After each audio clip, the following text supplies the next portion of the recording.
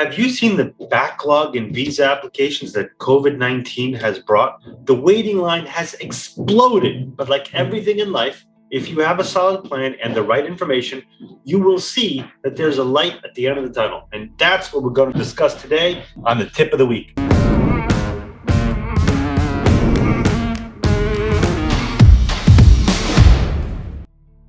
Hi, my name is Mejer, and I'm an immigrant and an immigration lawyer. Like a lot of people, I lived in the US with no legal status for a long time. And my journey to getting a green card filled with doubts and just all around bad. That's why I became a lawyer to help others avoid what I went through. If you're struggling with your legal situation, give us a call. We will do our best to find the solution that's right for you. Okay, so back to our topic for today. The COVID pandemic has hit all of us hard, and the US immigration system is no exception. With a lot of government offices closed for a long period of time, the pandemic managed to practically shut down all immigration processes from outside the United States. The numbers show us that immigrant visa issuance dropped to 23% of pre-pandemic levels. So immigrant visa is usually green card application. Non-immigrant visa is those that are coming here for a temporary period of time. Non-immigrant visa issuance dropped to 17% of pre-pandemic levels. So what that means is if in the past 100 people were approved, now there's only 17. And while in the US, thanks to vaccination, things are slowly coming back to normal, the situation is not so positive in some other countries where visa operations are still severely affected and hurting families of US citizens and residents. At this moment, consular interview appointments are scarce or in some cases completely unavailable. To have a clearer idea on how the visa backlog is now, think about this.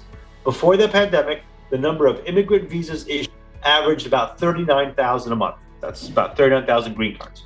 During the pandemic, the number dropped to an average of about 9,000 a month. That's a huge drop. The immigrant visa backlog at the National Visa Center has increased by 800% during the pandemic. In 2019, an average of 60,866 immigrants were waiting for interviews each and every month.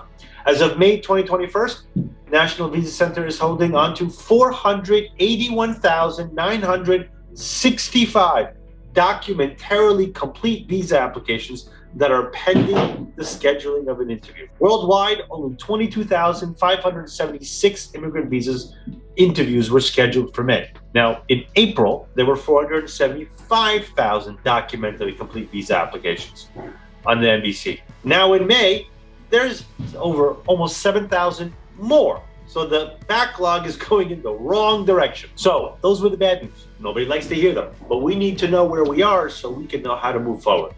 What is happening now is that all consular posts are providing emergency and mission critical visa services, but full operations will resume on a post by post basis based on COVID-19 numbers, lockdowns, travel restrictions, quarantine regulations, medical infrastructure, emergency response capabilities, and all the necessary measures to try to reduce the spread of COVID-19. Basically, there's no way for us to predict on an embassy by embassy what's going to happen until it happens.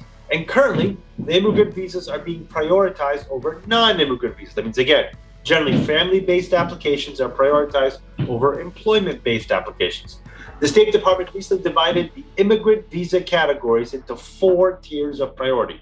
Number 1, adoption visas, age-out cases, and certain special immigrant visas for Afghan and Iraqi nationals working for the U.S. government.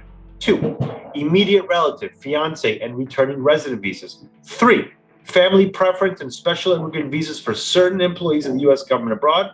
And 4, all other immigrant visas, including employment-based and diversity visa petitions. Here are a few strategies that can be taken to get your visa. First, you can request an interview waiver for non-immigrant visa renewal. Again, non-immigrant visa means not a green card. You're coming into the U.S. for a certain period of time, for a discrete reason, for a discrete period of time. DHS has temporarily expanded the ability to waive the in-person interview requirement for individuals applying for a non-immigrant visa in the same classification. So if you're a student and you want to maintain that student visa, maybe your new program, maybe your new school, or maybe just your work, your school, your studies were extended. So you're applying for an extension of the same category as previously. Only those applications whose non-immigrant visa expired within 24 months were eligible for an interview waiver. Secretary has temporarily extended that to 48 months.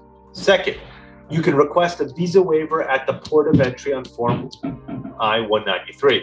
This is for an alien who is a legal resident of the United States to re-enter the United States without the alien's passport and or visa. Apply for an extension of stay in the U.S. In this case, what happens is that a certain non-immigrant visa present in the U.S. admitted for a specific period of time can request an extension to continue with those activities in which they were initially admitted. So let's say they came in as a tourist to visit. Well, they can request to stay longer while they're inside the U.S. What's really needed to truly open the United States to immigrants is to expand the interview waiver and visa waiver options, or provide another alternative to speed up issuances abroad. Only then will the U.S. effectively clear the visa backlog, allowing families to be reunited and get things back to normal.